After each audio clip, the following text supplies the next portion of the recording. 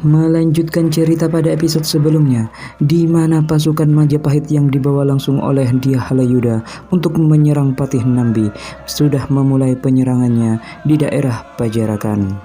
Selain menang jumlah, pasukan yang dibawa oleh Dyah Halayuda tentu juga sudah berpengalaman dan juga dibekali oleh kedikjayaan, ilmu kanuragan dan juga tenaga dalam yang juga cukup mumpuni. Dan dalam hal ini, tentu saja kekuatan di Pajarakan ini tidak mampu membendung kekuatan Majapahit yang dibawa oleh Dyah Halayuda.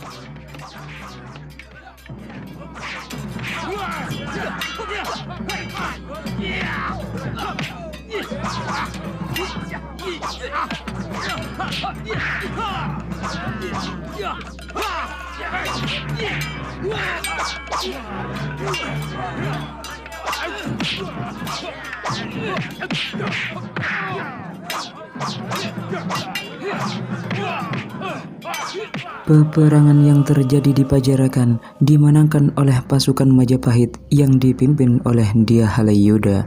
Kemudian scene pun berganti, terlihat Arya Kamandanu, Mesin dan juga Ayuandira sudah berada di gubuk Kamandanu di lereng Gunung Semeru. Apakah tidak sebaiknya kita membantu Patih Nambi, Kakang? Kalau memang Kakang yakin, beliau tidak bersalah. Harus jangan terang-terangan. Mesin, kita selesaikan dulu urusan penculik Ayuandira. Urusan itu bisa kita pikirkan belakangan. Yang penting, Ayu saat ini sudah selamat, Kakang. Dan ternyata tujuan penculikannya bukan untuk mencelakakan dia, tetapi sekedar alat untuk menjebak Pangeran Cakradara. Sebenarnya tujuan mereka yang paling utama, supaya Pangeran Cakradara tidak akan berani lagi datang ke Majapahit dan membatalkan pertunangannya dengan Gusti Tribuana Tunggadewi. Kenapa, Ayu? Sebaiknya jelaskan saja, Kakang. Ayu tidak tahu bahwa Pangeran Cakradara sudah dipertunangkan dengan Gusti Dewi Tribuana Tunggadewi? Putri itu yang dulu merampas boneka Mandana milik saya. Iya, ternyata ingatanmu sangat kuat, Ayu. Kenapa semua yang saya cintai selalu mau dia miliki? Apa karena dia putri raja? Maka siapapun harus menyerah kepadanya. Mereka telah dipertunangkan waktu sama-sama masih kecil.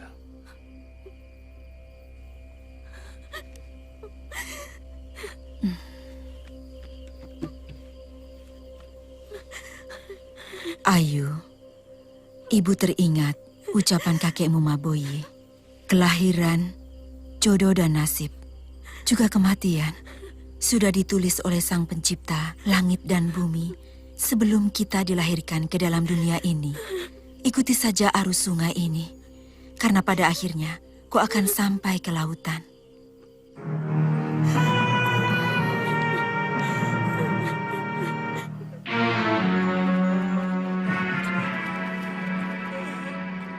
Mereka benar-benar kuat, Gusti Patih.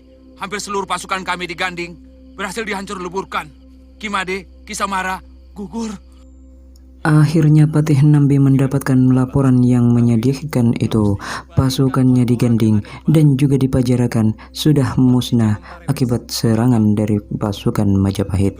Namun harga dirinya menolak untuk menyerah dan terus menyerang dan bertahan sampai darah titik penghabisan. Saya tidak takut.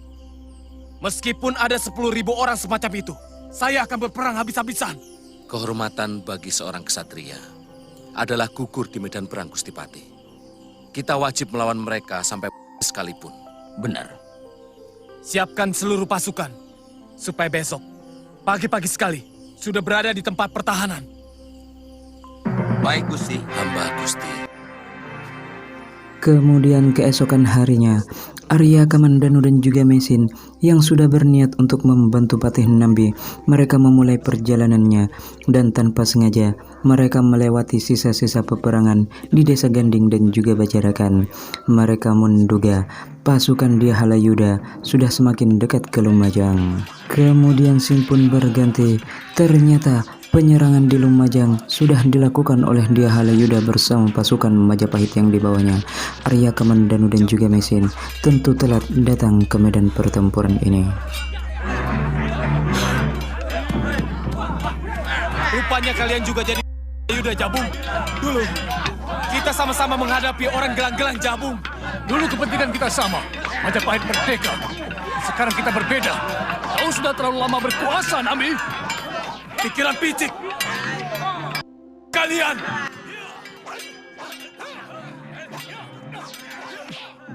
Sementara Patih Nambi dikeroyok, Empuh Wirat dan juga para penggawa dari Lumajang lainnya disibukkan bahkan kelabakan menghadapi pasukan dari Majapahit. Sedikit demi sedikit, kekuatan Lumajang bisa dilumpuhkan.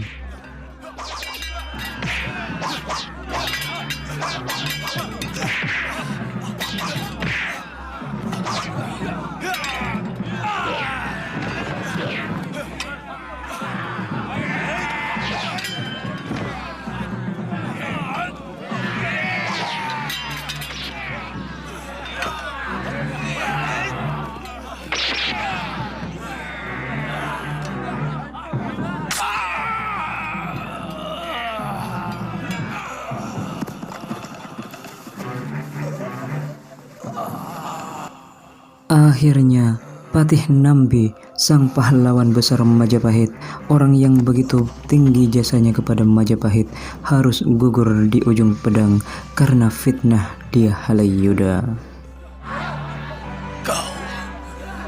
Kau akan menuai apa yang kau tanam, Halayuda. Tubuhmu akan dicacah-cacah seperti apa yang telah kau perbuat kepadaku.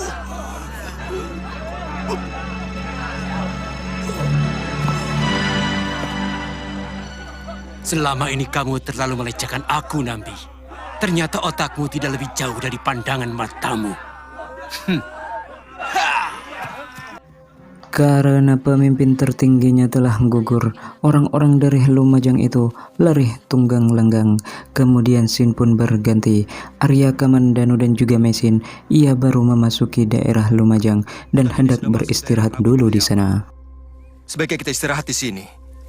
Sebentar lagi matahari akan tenggelam. Ada tembang tentang kehidupan, manakala manusia dikendalikan. Kakang, suara siapa itu? Saya kenal suara itu. Sepertinya tidak jauh dari sini.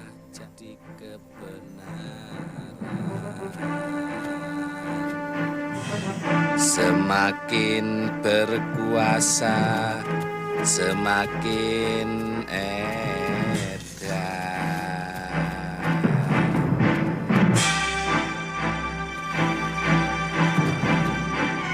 Mereka bahkan tidak mengerti tata kerama berperang. Orang mabuk selalu bingung. Wirot, Kamandano, ternyata doaku dikabulkan. Aku ingin sebelum bisa melihatmu. Wirot, siapa yang melakukan? Tentu saja musuh. Dalam perang, tidak ada nama, Kamandano. Yang ada hanya kawan atau musuh. Sakit, Wirot. Kau mau anak panah ini kucabuti?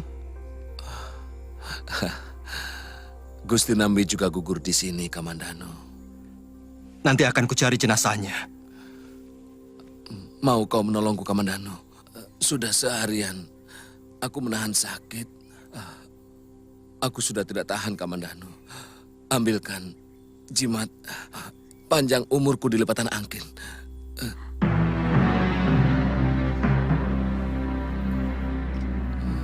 Terima kasih, Kamandano. Kematian Wirot yang merupakan satu-satunya saudara seperguruan Arya Kamandanu tentu membuat Kamandanu sedih karena tidak bisa melakukan apa-apa untuknya. Isi tembang yang dinyanyikan Wirot benar-benar mengandung peringatan yang sangat dalam tentang keserakahan manusia. Kalau keserakahan penguasa dibiarkan, maka tidak akan lama lagi Majapahit pasti akan runtuh. Lalu, apa yang akan kau lakukan? Raja harus diselamatkan dari pengaruh Halayuda. Orang itu sangat berbahaya. Untuk kekuasaan yang diinginkannya, dia telah tega melakukan apa saja. Dulu Gusti Ranggalawe serta Paman Lembu Sora, dan Gajah Biru telah dia fitnah. Sekarang Gusti Nambi. Besok-besok, entah siapa lagi yang akan dia jadikan korban. Saya tidak keberatan kalau Kakang harus pergi ke Majapahit.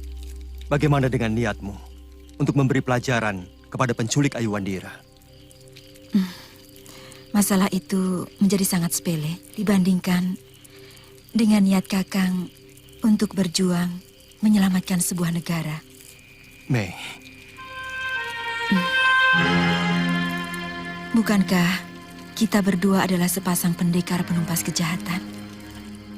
Setelah melihat adegan ini, telah jelas kiranya bahwa Arya Kamandanu dan juga Mesin telah resmi balikan. Mereka resmi menjadi sepasang kekasih dan menjadi sepasang pendekar penumpas kejahatan. Kemudian scene pun berganti. Terlihat di Kedaton Majapahit, keberhasilan kemenangan di Halayuda dan pasukan Majapahit menumpas pemberontak di Lumajang akhirnya kembali dan mendapatkan penghargaan dari Sang Prabu. Hari ini benar-benar hari yang membahagiakan bagi Majapahit. Dewata telah membuktikan bahwa mereka tetap melindungi negeri yang agung ini dari rongrongan penjahat dan pengkhianat. Nambi yang sangat saya hormati telah melakukan pengkhianatan. Tapi lewat tangan Paman Halayuda, Dewata telah memberikan hukuman yang setimpal. Sebagai penghargaan atas jasanya, saya, Sri Wiralanda Gopala, Sang Prabu Penguasa Majapahit, mengangkat Paman Dia Halayuda sebagai pengganti Nambi, bergelar Rakrian Mapati Dia Halayuda. Akhirnya, Dia Halayuda berhasil mendapatkan apa yang selama ini ia impikan. Kemudian scene pun berganti. Terlihat prajurit dari Majapahit yang dipimpin oleh para Dharmaputra melakukan pertemuan di tempat terpencil untuk membicarakan tentang Dia Halayuda. Ya. Apa yang dikatakan Kakang Halayuda ternyata bohong. Dia sama sekali tidak pernah mengusahakan agar kita naik pangkat. Alih-alih Jawung Tarewes dan Lembu Peteng. Yang diangkat jadi orang penting. Juga ikal-ikalan, Bang. Apa yang dikatakan Rakuti semuanya terbukti. Kita hanya diperalat oleh Halayuda untuk mencapai kedudukan sebagai Mapati. Setelah itu, kita dicampakkan seperti... Selama ini, kita melakukan pekerjaan yang sungguh sangat memalukan. Kita ditugasi menculik dan merampas gadis-gadis untuk dipersembahkan pada Gusti Prabu. Sementara, yang dapat nama tetap hanya Kakang Halayuda. Kalian tahu kenapa Kakang Halayuda meninggalkan kita? Karena kita terlalu tahu banyak tentang sepak terjang Kakang Halayuda. Dan Gusti Prabu terlalu percaya sama dia. Termasuk laporan Kakang Halayuda tentang mau berontaknya Kakang Nambi. Padahal semua itu hanya rekayasa dia. Pati Nambi tidak pernah mau berniat untuk memberontak.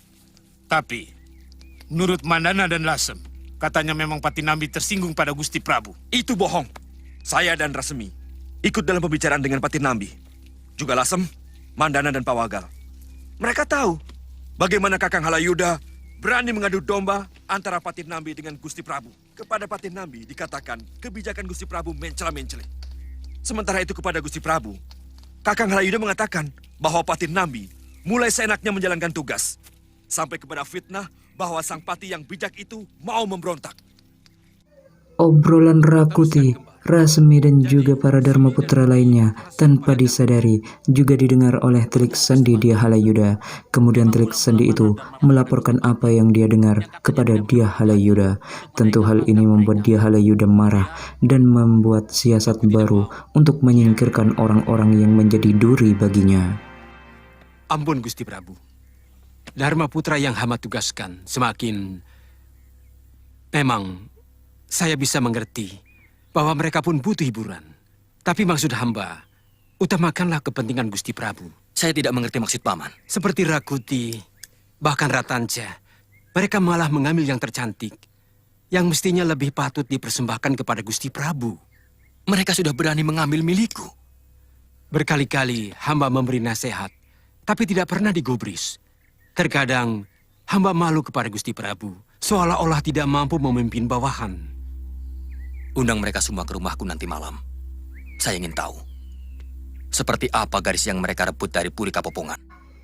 Kembali, dia Halayuda melancarkan aksi busuknya. Dia memfitnah dan dia juga menghasut sang Prabu. Bagaimana caranya agar dia bisa menyingkirkan orang-orang yang bisa membahayakan kedudukannya di Majapahit. Kemudian scene pun berganti. Terlihat Panji Ketawang baru pulang dari medan perang. Ia pulang ke rumahnya dan tanpa dia sadari ada Kamandanu di dalam. Paman, Bagaimana rasanya berperang? saya bingung, Paman. Jangan kau biarkan pikiranmu menjadi bercabang. Sebaiknya seorang prajurit yang sejati hanya mengikuti satu pikiran, bela negara. Lainnya, biarkan menjadi urusan pimpinanmu. Benar kata Paman. Gusti Patinambi sebenarnya tidak memberontak. Mereka sama sekali tidak siap berperang. Dari mana kamu tahu? Para Dharma Putra membicarakan soal ini. Mereka menuduh semua ini adalah rekayasa Pati Halayuda. Rupanya Halayuda akhirnya berhasil menjadi Mahapati. Sudah kuduga. Para Dharma Putra menyadari bahwa selama ini mereka hanya diperalat Gusti Pati Halayuda. Sebenarnya dari semula mereka sudah tahu, tapi pura-pura tidak tahu. Sekarang mereka pecah. Pasti ada sesuatu yang tidak beres. Mungkin Halayuda menyalahi janjinya kepada mereka. Kapan Paman sampai? Saya datang ke medan perang, diganding, dan rabut Buhayabang. Saya menguburkan jenazah Patinambi. Dan saya gembira tidak menemukan mayat kamu. Singkat cerita, Arya Kamandanu menemui Empu Wahana dan juga Empu Sasi. Ia menceritakan apa yang dia lihat di medan peperangan. Dan ternyata di sana juga ada Rasmi, seorang Dharma Putra yang tidak suka kepada dia Halayuda. Sungguh saya sangat kaget melihat bagaimana jenazah orang yang begitu tinggi jasanya kepada negeri ini. Tubuhnya dicacah-cacah layaknya seorang penjahat dan dibiarkan begitu saja di padang rumput. Hamba saksi penumpasan itu, Gusti. Perintah dari atasan langsung adalah melakukan pembantaian sekejam mungkin. Katanya supaya perang cepat selesai. Itu kenapa mereka tidak menginginkan kami ikut. Halayuda sengaja mendesak supaya saya dan Empu Sasi mundur. Dan menggantikan kedudukan kami dengan ikal-ikalan Bang, Jabung Tarawes dan Lembu Peteng. Orang-orang yang kurang disukai mendiang Gusti Prabu Jayawardana karena terlalu kejam. Kelihatannya negeri ini akan dijadikan sebuah negara penuh dengki dan dendam. Yang di dalamnya dijejali oleh agojo-agojo yang mengenakan topeng satria. Sebenarnya, sudah lama saya tidak tahan terlibat dalam kemelut yang sengaja dihembuskan. Hampir semua keributan di Kedaton tidak ada satupun yang tidak direkayasa Halayuda. Termasuk peristiwa Cakradara dan Kuda Merta yang dilakukan sangat licik dan memalukan. Sebenarnya saya ingin melakukan sesuatu, tapi ragu. Kenapa? Dia Halayuda harus dihentikan. Hamba akan bergerak bersama resmi, Gusti. Lantas, kenapa kalian ceritakan padaku? Karena Tuan adalah pimpinan yang paling sepuh, yang masih bisa kami percaya. Gusti Empu tidak usah khawatir. Saya bukan orang suruhan Halayuda untuk menjebak Tuan. Saya benar-benar ingin melakukan sesuatu untuk negeri ini. Dalam pertemuan kali itu, tampaknya Rasmi dan juga Ralasum memiliki rencana untuk kerajaan Majapahit ini. Kemudian scene pun berganti. Terlihat istri Ratanca dan juga istri Rakuti menghadap kepada Sang Prabu, memenuhi undangan Sang Prabu Majapahit. Tampak di sana Sang Prabu sangat tertarik akan kecantikan dari istri Rakuti dan juga Ratanca itu. Sesekali, ajaklah istri kalian ke Puri Kapopongan, menikmati hiburan bersama abdi-abdiku yang lain.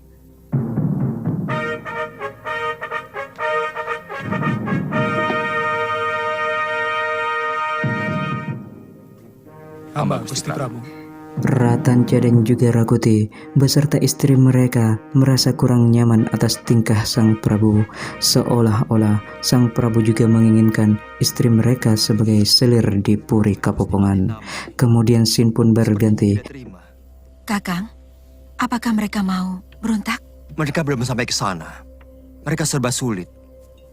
Karena kalau sampai melakukan pemberontakan, artinya harus melawan negara yang telah mereka bangun dengan darah dan keringat mereka sendiri.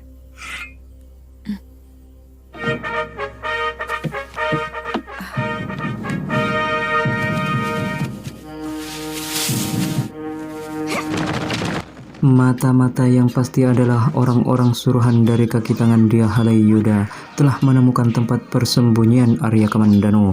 Kemudian Kamandanu dan juga Mesin pun langsung mengejar mereka dan meminta keterangan siapa yang telah menyuruh mereka.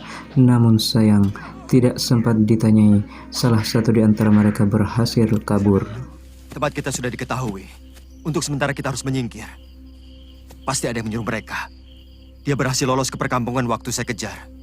Bagaimana dengan keselamatan Nyai Caparu dengan suaminya? Karena mereka bisa jadi sasaran, Kakang. Malam ini juga, mereka kita suruh pergi. Omong kosong. Tidak mungkin kalian tidak merencanakan sesuatu. Aku tahu. Puwahana dan Pusasi dendam kepadaku. Kalau Kakang Patih tidak percaya, silakan tanya kepada Empu Wahana dan Empu Sasi. Juga Arya Kamandanu. Apalagi Kamandanu ada di sana. Dia salah seorang pengikut Nami yang setia. Nyatanya dia tidak ikut memberontak. Apa Kakang Patih melihat dia berperang di pihak Patih Nambi? Dia tidak pernah mau terlibat pertikaian antar sesama orang Majapahit. Puwahana dan Pusasi juga tidak berpihak kepada musuh. Tapi mereka tidak mau berperang demi negaranya untuk melawan musuh. Itu sama artinya dengan pengkhianatan. Baik. Saya akan sampaikan semua kata-kata Kakang pada Empu Wahana dan Empu Sasi. Juga kepada Kamandanu dan Empu Bango. Jangan kamu pikir aku takut, Semi. Aku Mahapati di sini. Aku mampu menghitam putihkan siapapun. Kalau kalian tidak mau minta pengampunan kepada Gusti Prabu di Pasamuan Agung, kamu bisa kutangkap. Inikah balas budi Kakang kepada saya yang telah mendukung semua rencana Kakang menjadi patih? Asal kamu tahu, Semi, kata-kataku adalah hukum. Karena sabda raja selama ini adalah suara yang keluar dari mulutku. Begitu banyak pemberontak di negeri ini. Kalau ukurannya suka atau tidak suka dari Kakang Patih, saya akan berpikir 1000 kali. Apakah cukup pantas saya meminta ampun untuk sesuatu yang tidak pernah saya lakukan? Dia Halayuda memang tidak bisa berkutik melawan kata-kata dari Rasmi kali ini.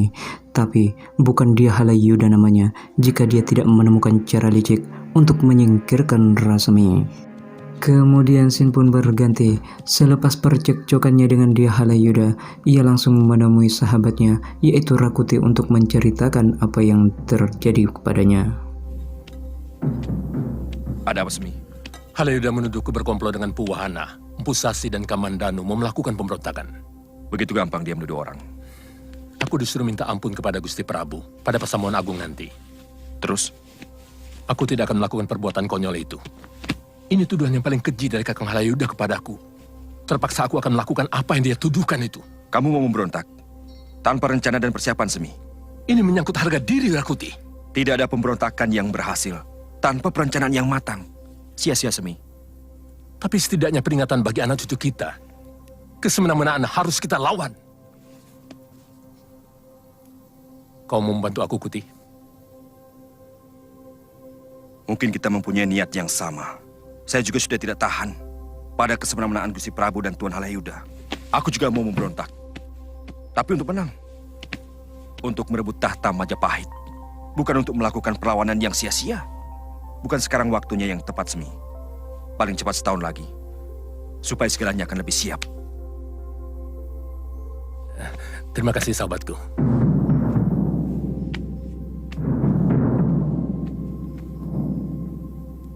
Rasemi, kenapa banyak orang tidak mau berkaca pada kejadian yang sama? Kemudian Sin pun berganti. Terlihat orang suruhan dia Halayuda. Ia menunggangi kuda menuju seorang guru.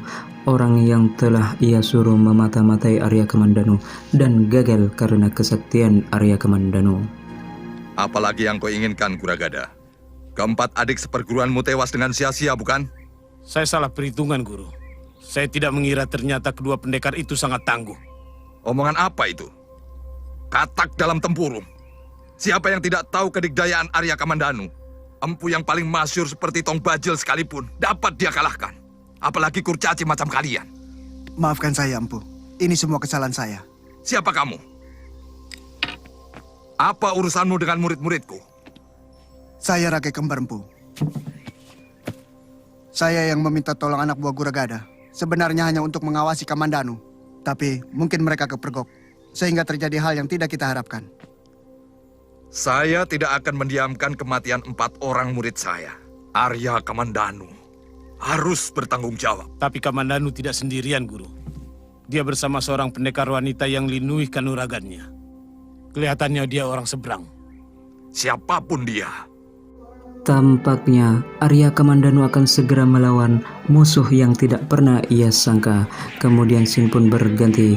Di tempat persembunyian Rasmi yang sangat rahasia, ada seseorang yang dipukuli karena dikira mata-mata dari Majapahit. Ampun Gusti Rasmi, hamba Caraka Tuan Rakuti. Hamba disuruh menyampaikan ini. Semi sahabatku, canang permusuhan denganmu sudah dipukul Halayuda. Bala tentara Majapahit mulai dipersiapkan untuk mencari tempat persembunyianmu. Saranku, gunakanlah siasat kumbang mengisap bunga. Selamat berjuang dari sahabatmu, Rakuti. Rawat Caraka ini, dia akan tetap di sini sampai perjuangan kita berhasil. Telah jelas kini bahwa Rasmi adalah pemberontak Majapahit. Kemudian scene pun berganti. Terlihat Sang Prabu dan juga para petinggi Majapahit membicarakan tentang pemberontakan Rasmi ini. Kenapa tiba-tiba orang jadi mudah tersinggung dan memberontak? Baru saja Paman Nambi, sekarang Rasmi. Mereka menjadi berani, pasti karena ada yang memanas-manasi Gusti Prabu. Siapa? Mungkin orang yang tidak setuju dengan kebijakan Gusti Prabu mengangkat hamba sebagai Mahapati. Saya terlalu sering mendengar dari mulut Paman bahwa banyak orang yang tidak suka kepada Paman. Sebenarnya ada apa? Saya tidak mau kalau urusan pribadi Paman dikaitkan dengan negara. Jangan salah paham Gusti Prabu. Hamba tidak pernah melebih-lebihkan persoalan untuk kepentingan hamba sendiri. Tapi yang terjadi memang seperti itu. Hamba mengusulkan, bagaimana kalau Rasmi dan Ralasem kita ajak bicara dulu. Apa sebenarnya yang mereka inginkan sampai mereka berani malilo? Saya tidak setuju Gusti Prabu. Ini menyangkut kewibawaan Gusti Prabu sendiri. Pikiran macam apa itu Kuti? Mengajak bicara orang yang jelas membangkang. Itu yang harus kita jauhi. Bagaimana kita bisa meredam gejolak yang mungkin saja bisa akan kembali muncul kalau kita tidak pernah mengadakan pendekatan supaya kita tahu apa undang-undang mereka? Tidak perlu. Sebagai abdi raja, siapapun harus mematuhi apapun aturan yang ada. Dan itu tidak dilakukan oleh Rasmi dan Ralasem. Hal sama pernah terjadi pada Nambi juga Mandana. Pendapat Rakuti boleh kita pertimbangkan, Paman. Saya ingin tahu kemauan mereka. Maaf Gusti Prabu, Rasmi menolak minta ampun kepada Gusti. Padahal dia telah ketahuan mengadakan persekongkolan dengan Empu Wahana. Empu Wahana? Apa mungkin rakyat Kanuruhan yang sangat setia itu berkomplot untuk melawanku? Ampun Gusti Prabu, kalau memang Empu Wahana atau mungkin juga Empu Sasi dan Arya Kamandanu terlibat, kenapa mereka tidak kita panggil saja dan kita adili? Para adiaksa yang akan menentukan apakah mereka benar mau balilo atau tidak. Kuti, aku yang jadi patih di sini. Aku yang menentukan siapapun yang harus dilenyapkan.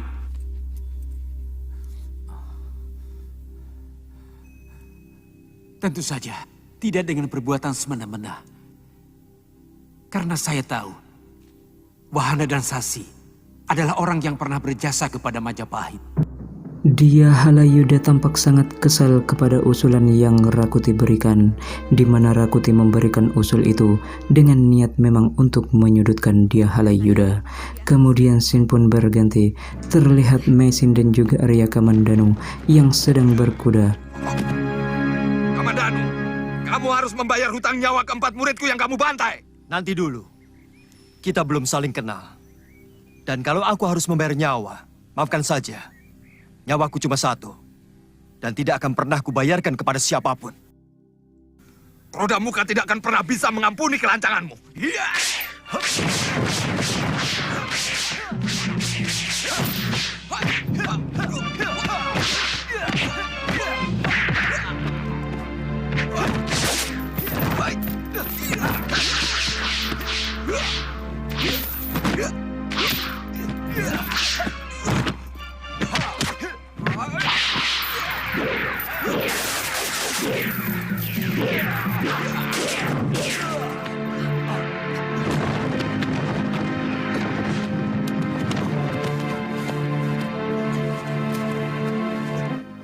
Karena tidak bisa menandingi kehebatan Arya Kamandanu, Krodamuka menggunakan cara curang, yaitu melemparkan racun yang bisa membuat Kamandanu mati.